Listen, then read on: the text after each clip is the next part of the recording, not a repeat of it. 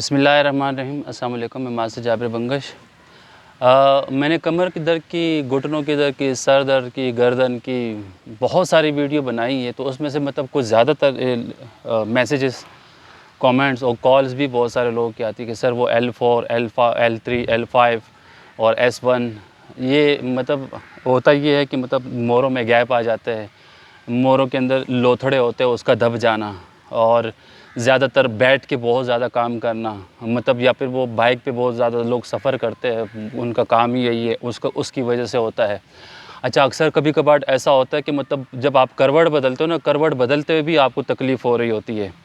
उठना, बैठना सब कुछ मुहाल हो चुका होता है। तो उसके लिए आप मैं चाहता हूँ कि जल्द से जल्द, क्योंकि वीडियो ये थोड़ी-सी लंबी हो जाएगी, तो हमने उसके लिए वो प्रैक्टिस के हवाले से आपको बताना है कि उसको प्रैक्टिस हम कैसे करेंगे।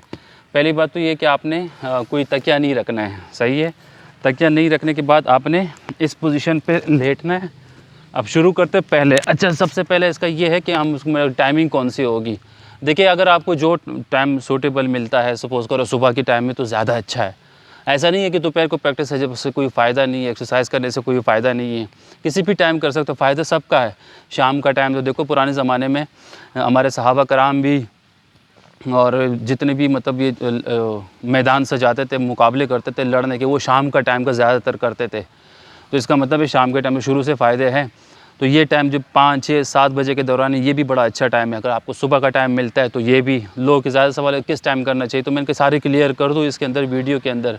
तो सबसे पहले देखिए, मोरों के अंदर गैप का मतलब डिस्क का हिल जाना, ये बहुत सारे मसले मसाइल ज़्यादातर मेजॉरिटी के पास, मुझे लोगों के पास है, ये है ज़्यादा बैठना, रीढ़ की हड्डी कमज़ोर होना, नीचे बैकबोन जो है ना वो उनका पतला होना, विटामिन डी की कमी का होना, ये सारे जो है ना मसले मसाइल इंसानों के साथ आजकल कुछ ज़्यादा ही है और बुज़ुर्गों के साथ तो कुछ ज़्यादा ही है।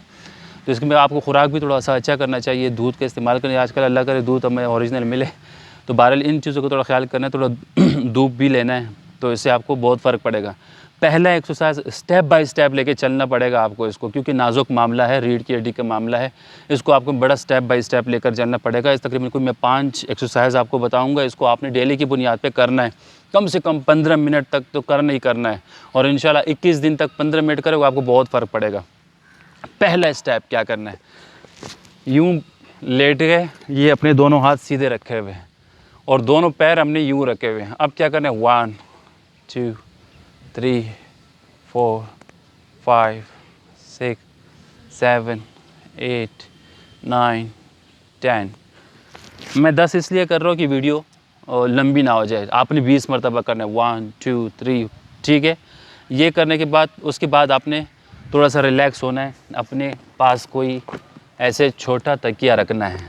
मेरे पास तकिया नहीं है, ये इस पे मैं प्रैक्टिस करता हूँ और इस वजह से हमारे पास ये पैड्स मौजूद है। सही है। आपने फिर उसके बाद क्या करना है, दोनों अपने एल्बो, जैसे हम एल्बो प्लैंक पे जाते हैं ना, उसी पे आपने ये करना है। 1, 2, बिस्मिल्लाह, ये 20 तक आपने काउंट करना है। 20 मतलब 20 सेकंड लगा लो, सही है। फिर उसके बाद आपने इसको डबल करना है। फिर डबल तकिया करने के बाद थोड़ा ये और ऊपर हो जाएगा, ये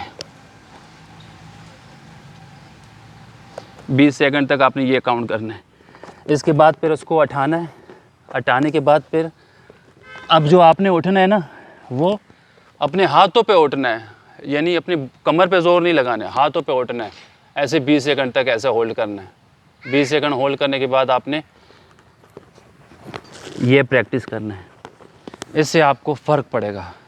इससे आपको तो आपकी जो थोड़ी बहुत कमर में आगे मतलब वो डिस्क की हड्डी, रीढ़ की हड्डी में जो दर्द है।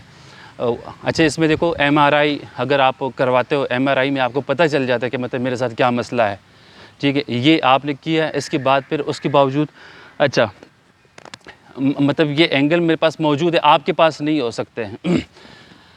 ये मैं आपको इसके ये चौथा पार्ट है, लेकिन अब से उसके बाद मैं आपको तीसरा मैंने आपको 2 करवाए, 2 के बाद जो है हम इसको तीसरी एक्सरसाइज पे आते हैं। 1, ये 2, ये रखा मैंने, सही। 2 तकिए रखे मैंने। अब पेट के नीचे का जो हिस्सा है ये हमने इसके ऊपर रखना है, ऐसे ये।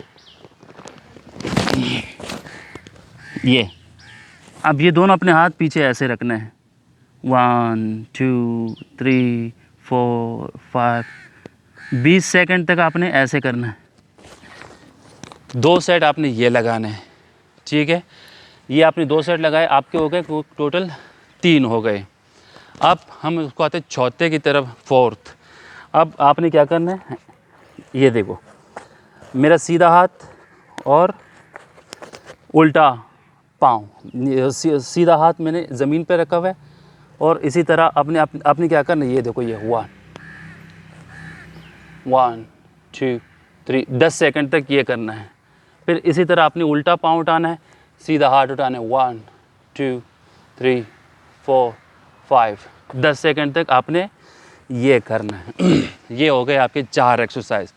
इस 4 एक्सरसाइज के बाद अगर आपके पास कोई ऐसे एंगल है तो बहुत अच्छे, नहीं है तो कोई 2 टेबलें होंगी छोटी छोटी या फिर 2 कुर्सियाँ होगी, सही है, उसके ऊपर अपने आप को ऐसे रखना है, सही है।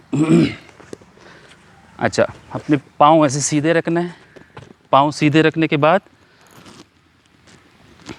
अपने आप को ये हाथों से उठाना है, 1 2 3 4 5। 5 सेकंड भी करोगे ना तो भी अच्छा है, क्योंकि इसमें थोड़ी सी तकलीफ़ होती है। आप 5 सेकंड के बजाय मतलब 6 सेकंड कर सकते हो, 10 सेकंड कर सकते हो। ये वीडियो मैं लंबी इसलिए बना रहा हूँ कि मतलब अगर मैं इसको शॉर्ट बनाऊँ आपको फ़ायदा तो होगा नहीं, मतलब फ़ायदे से मुराद ये है कि थोड़ा बहुत फ़ायदा होगा, ज़्यादा फ़ायदा नहीं होगा। तो ये मैंने 5 एक्सरसाइज आपको बताई है, इसका मैं पार्ट 2 भी इंशाल्लाह बना दूँगा। पार्ट 2 के अंदर मुख्तलिफ़ एक्सरसाइज होगी, जैसे कि ये जो सारे एक्सरसाइज मैंने बताई आपको, ये आपको कम से कम 15 मिनट तक करना है। 10 मिनट तक करो, 15 मिनट तक करो, इससे आपके कमर का दर्द भी ख़त्म हो सकता है, जिसके अंदर ससीका का प्रॉब्लम है वो भी ख़त्म हो सकते हैं। अक्सर हमारे जिस्म में गर्दिश कर रहे होते, कभी यहाँ आ रहे, कभी यहाँ आ रहे, कभी वहाँ आ रहे, दर्द गर्दिश कर रहा होता है, सही है ना। उसके बाद फिर आपने थोड़ा सा रिलैक्स होना है। रिलैक्स होने के बाद अच्छा, ज़्यादातर इसका ख्याल करना है कि बादी चीज़ों से परहेज़ करना है। बड़े का गोश्त नहीं खाना है, दही का इस्तेमाल सुबह में अगर थोड़ा सा कर लिए तो कर लिए। अगर आप मेडिसिन वगैरह लेते हो तो दही तो बिल्कुल भी इस्तेमाल ना करें, उससे फिर वो मेडिसिन के असरात को मार देते, वो आपको फ़ायदा नहीं पहुंचाती है। सही। बड़े का गोश्त, चने की दाल, गोभी और ऐसी बादी चीज़ें जिससे मतलब इतना तो मतलब हम सबको पता ही है कि बादी चीज़ें कौन कौन सी है, ये बादी चीज़ों से आपने परहेज़ करना है। ये 5 एक्सरसाइज आपने करनी है, इंशाल्लाह इससे आपको बहुत फ़र्क पड़ेगा। तो मैं इंशाल्लाह इसका पार्ट 2 भी बनाऊँगा ताकि इसमें आपको मज़ीद फ़ायदा हो। मेरे लिए दुआ कीजिएगा। अल्लाह हाफ़िज़।